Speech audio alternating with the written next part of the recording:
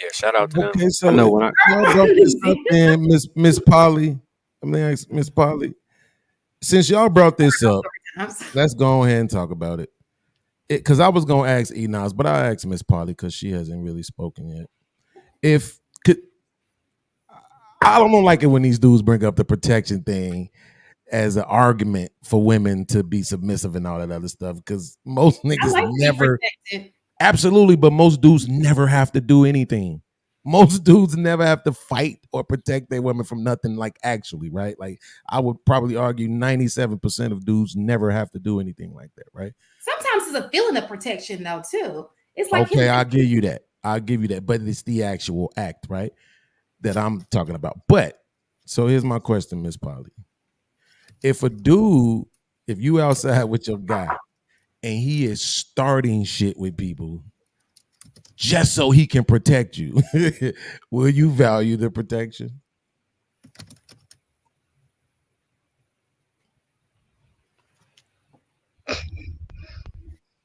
No, no, I would not. You hear me? Yeah. No, Okay. no, I would not. So the reason why I'm using that example is You're what I said? Okay, no, yeah, the we reason heard. why I would say no, I would not, because yeah, go ahead. I think you're on a little bit of a delay. It's okay. No, you can add your context. Go ahead.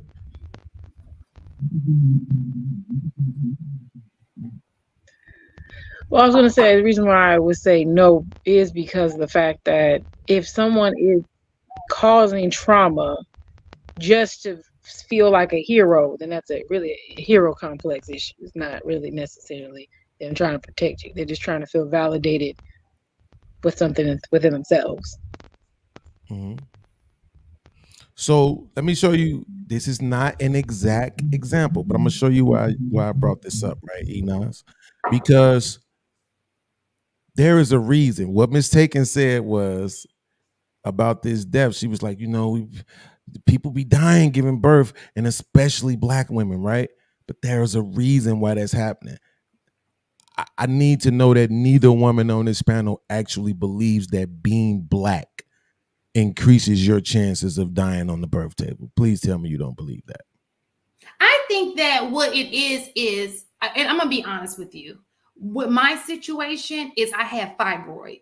And I do think that it's environmental, some of the things that maybe the chemicals that we put in our hair, the food that we're used to eating, there are other things that play a part in why that may have been. Because if I didn't have that fibroid, that situation wouldn't have probably wouldn't have occurred. You know what I'm saying? Absolutely. But because of that put me in a higher risk, and that's the reason why I experienced what I experienced. So it's not just because you're African American; it's just certain things that African American women experience through our environment that cause us to have higher risk, And then too, it's also noticed because the same thing that happened to me happened to Judge Hatchett's daughter-in-law, but unfortunately, she did not live through, and her husband is an advocate, right? And the only difference between me and her was the fact that her doctor didn't listen to her. He didn't pay it. Well, that's why I thank my doctor. I thank God and I thank my doctor because he was very attentive. He was supposed to leave at 6 o'clock. That man did not leave my bedside until 10 o'clock. And then he woke me up in the middle of the night to make sure I was okay. He was a great doctor, but unfortunately, she didn't have that same experience with her doctor. And a lot of black women don't have that experience. That's why we need more black men and women who are doctors, because we tend to know more about ourselves and have that relationship. Luckily I had a great relationship with him because he was my gynecologist first, and then he delivered my kid. But that makes a difference too. A lot of black women are not, they feel like, oh, they got it. I don't know. It's just research has shown that we're often ignored, basically. Yeah, I was going to just make that point. That is research that showed that they I think it's 3 deviation points lower on the pain index. So when they measure what's wrong with you, they have an implicit bias, and it's been shown throughout Asian, Caucasian, and white Hispanics that they don't believe our pain when we're saying it, because they think due to the melanin that we have a higher pain threshold than other people. And they won't take issues as seriously based off of that. It's a couple of different studies for it. And I always tell women, and this is another thing that we do, we're going to move on from this. For whatever reason, women don't stick with, if you know you want to have a kid, go ahead and go to a gynecologist and have a relationship with a gynecologist who also delivers babies. That way your relationship is more than just delivering the baby. That person knows you. She knows your body.